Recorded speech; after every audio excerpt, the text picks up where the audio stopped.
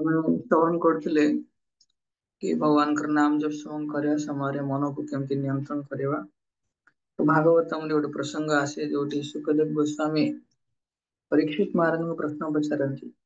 କଣ ପ୍ରଶ୍ନ ପଚାରନ୍ତି कि ଭଗବାନ ऋषभ ଦେବ ଯୋଉ ପରମ ପୁରୁଷ ଭଗବାନ ଥିଲେ ସେ ଭଗବାନ ସମସ୍ତ ଯୋଗ ସିଦ୍ଧିରେ ପୂର୍ଣ୍ଣତା ପ୍ରାପ୍ତ ହେଇଥିଲେ। ତାପରେ ଭଗବାନ ହିଁ ଥିଲେ ସେ ଯୋଗ ସିଦ୍ଧି ପୂର୍ଣ୍ଣ ରୂପେ ଭଗବାନ ଯୋଗେଶ୍ୱର କୃଷ୍ଣ।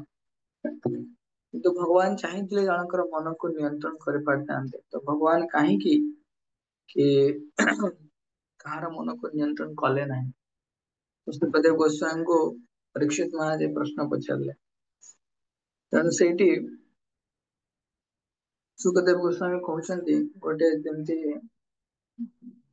ଗୋଟେ ନୂଆ ମାଲିକ ସେ ନୂଆ ଗାଈ କିଣିବା ପାଇଁ ଯାଇଛି। ତ ଗାଈର ସ୍ୱଭାବ ସେ ଜାଣିନି। ତ ତୁରନ୍ତ ସେ ଗାଈକୁ ଛାଡେନି, ଅର୍ଥାତ ଗାଈକୁ ତୁରନ୍ତ କିଛି ଦିନ ରଖି ଘରେ ତାପରେ ଛାଡେ। ତ ସେମିତି ଯେତେବେଳେ କେହି ବି ଭଗବାନଙ୍କର ନାମ ଜପ କରିବା ସମୟରେ ମନକୁ ନିୟନ୍ତ୍ରଣ କରିବାକୁ ଚାହାନ୍ତି ତ ସେ ସବୁବେଳେ ଜାଗରୁକ ହେଇକି ଥାଆନ୍ତି, ଅର୍ଥାତ ସଚେତନ ହେଇକି ଥାଆନ୍ତି। କେବେ ତା ଉପରେ ତୀବ୍ର ନଜର ରଖିଥାନ୍ତି କି ନାହିଁ ମନକୁ ନିୟନ୍ତ୍ରଣ କରିବାର ଅଛି ବୋଲି। ମନକୁ ଏପଟ ସେପଟେ ଭଟକ ମାନେ ଏପଟ ସେପଟେ ଛାଡିଦବା ତ ଏଇଟା ବହୁତ ଘାତକ। ଆଉ ସମସ୍ତେ ଯେତେ ଯୋଗୀ ଋଷି ମୁନିଗଣ ସମସ୍ତଙ୍କର ଏଇ ଗୋଟିଏ ମତ, ମନ ସାଙ୍ଗରେ ଆମେ ମିତ୍ରତା କରିକି ଆମେ କାରଣ ମନର ସ୍ୱଭାବ ହେଲା ଚଞ୍ଚଳତା। ମନ ସବୁବେଳେ ଆମକୁ ଧୋକା ଦେଇଦବ। ମନ ସବୁବେଳେ ଆମକୁ ଧୋକା ଦେଇଦବ। ଏମିତି ବି ଆମେ ଭାଗବତମରେ ପ୍ରସଙ୍ଗ ଆସେ ଆମେ ଶୁଣିଛେ କି ଆ କଣ କି ଭଗବାନ କୃଷ୍ଣ ଭଗବାନ ମୋହିନୀ ରୂପରେ ଯେତେବେଳେ ଆସିଥିଲେ ସେତେବେଳେ ଆ ଶିବଜୀ ମଧ୍ୟ ବିମୋହିତ ହେଇଯାଇଥିଲେ। ସୌବରୀ ମୁନି ପାଣି ଭିତରେ ବସିକି ତପସ୍ୟା କରୁଥିଲେ।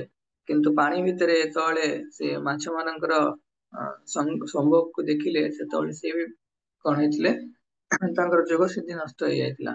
ତ ସେଥିପାଇଁ କୁହାଯାଏ ମନ ଏକ ବ୍ୟଭିଚାରୀ ସ୍ତ୍ରୀ ବୋଲି। ତ କାହିଁକି ନା ବ୍ୟଭିଚାରୀ ସ୍ତ୍ରୀ ସବୁବେଳେ ଅନ୍ୟ ପୁରୁଷର କଥାରେ ନିଜର ସ୍ଵାମୀକୁ ହତ୍ୟା କରିଦେଇପାରେ। ତେଣୁ ମନକୁ ଜଣେ ଯୋଗୀ ଯଦି ମନକୁ ସୁନ୍ଦର ଭାବରେ ନିୟନ୍ତ୍ରଣ ନ କରିବ ତାହେଲେ କାମ, କ୍ରୋଧ, ଲୋଭ ଏହାର ବଶବର୍ତ୍ତୀ ହେଇକି ସେ ଯୋଗୀର ଯୋଗ ସାଧନାକୁ ନଷ୍ଟ କରିଦବ। ତ ସେଥିପାଇଁ ପ୍ରଭୁପାଦ କୁହନ୍ତି ଏ ଭୌତିକ ବନ୍ଧନର ମୂଳ କାରଣ ହେଲା କଣ ଏ ମନ। ଏ ଭୌତିକ ବନ୍ଧନର ମୂଳ କାରଣ ହେଲା ମନ। ତେଣୁ ଆମକୁ ଆମର ଯୋଉ ଏଇ ଦୁଇବିଧା ପୂର୍ଣ୍ଣ ସ୍ଥିତିକୁ ଜାଣିବାକୁ ପଡିବ କି ଆମେ ବାସ୍ତବରେ ଅସହାୟ ଅଟନ୍ତି ଆଉ ଏକ ଦିନ ମାନେ ବହୁତ ଆଧ୍ୟାତ୍ମିକ ପ୍ରଗତିରେ ବହୁତ ଦିନ ଦରିଦ୍ର ଅଛନ୍ତି। ପ୍ରଭୁପାଦ କହୁଛନ୍ତି ସେଥିପାଇଁ ମନକୁ ଆମେ କେବେ ବିଶ୍ୱାସ କରିବା ନାହିଁ। ଆଉ ମନକୁ ସବୁବେଳେ କୃଷ୍ଣ ଭାବନାମୃତ କାର୍ଯ୍ୟରେ ହିଁ ଲଗେଇବା। କୃଷ୍ଣ ଭାବନାମୃତ କାର୍ଯ୍ୟରେ ଲଗେଇବା ଅର୍ଥାତ ମନର ବ୍ୟବସାୟକୁ ଆମେ ଉପେକ୍ଷା କରିବା। ତେଣୁ ମନକୁ ସବୁବେଳେ ଭଗବାନଙ୍କ ବିଷୟରେ ଶ୍ରବଣ କରିବା। ଆ ଭଗବାନଙ୍କର ନାମ ଗାଥା ଶ୍ରବଣ କରିବା ଲଗେଇବା ଦରକାର। କିନ୍ତୁ ଗୋଟେ ସମସ୍ୟା ଅଛି। ସମସ୍ୟା କଣ ଆମେ ଯେତେ ମନର ଯେତେ ତୀବ୍ରତା ସାଙ୍ଗରେ ପ୍ରତିରୋଧ କରିବା ମନ ମଧ୍ୟ ସେତେ ଆମର ତୀବ୍ରତାରେ ଦୃଷ୍ଟି ଆକର୍ଷଣ କରିବ। ତେଣୁ ସେଥିପାଇଁ ଆହୁରି ଆମକୁ କେବଳ ଉପେକ୍ଷା ନୁହେଁ ତା ସାଙ୍ଗରେ ଆହୁରି ବିଭିନ୍ନ ପ୍ରକାର ଯୁକ୍ତି ବାଢିବାର ଅଛି। ତ ଆମେ ଆଗକୁ ଶ୍ରବଣ କରିବା। ତ ମୋଟା ଆଜି ଆମେ କହିପାରିବା କି ମନକୁ ଆମକୁ ଉପେକ୍ଷା କରିବାର ଅଛି। ମନକୁ କେବେ ବିଶ୍ଵାସ କରିବାର ନାହିଁ। ମନ ଏକ ଠିକ ମାନେ ବାସ୍ତବ ମିତ୍ର ନୁହେଁ।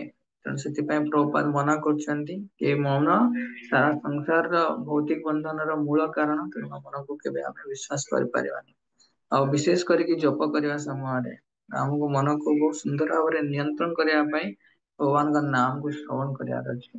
ଠିକ ଅଛି ତ ଆସନ୍ତୁ ଆମେ ସମସ୍ତେ ଭଗବାନଙ୍କର ନାମକୁ ମନକୁ ଲଗେଇକି ଆମକୁ ଶ୍ରବଣ କରିବା ତାକି ଆମ ମନ ଚିତ୍ତ ବିଭ୍ରାନ୍ତ ହବନି। ହରେ କୃଷ୍ଣ। ଶ୍ରୀଲ ପ୍ରଭୁପାଦ କି ଜୟ। ବୈଷ୍ଣବ ପ୍ରଣାମ ମନ୍ତ୍ର। ବୈଷ୍ଣବ ମାନେ ବାଞ୍ଛା କଳ୍ପତରୁ ସଦୃଶ କ୍ଷମାଶୀଳ ଦୟାର ସାଗର ପତିତ ଜୀବଙ୍କର ଉଦ୍ଧାର କରେ। ଦୈନନ୍ଦିନ ଜୀବନରେ ଜ୍ଞାତ ବା ଅଜ୍ଞାତରେ ଯଦି କୌଣସି ସାଧୁ ଗୁରୁ ବୈଷ୍ଣବ ନିକଟରେ ଅପରାଧ ହୋଇଥାଏ ତାହେଲେ ପ୍ରାତଃ ମୁହୂର୍ତ୍ତରେ ସେମାନଙ୍କ ଚରଣ କମଳରେ କ୍ଷମା ପ୍ରାର୍ଥନା ମାଗି ନେବା ଉଚିତ।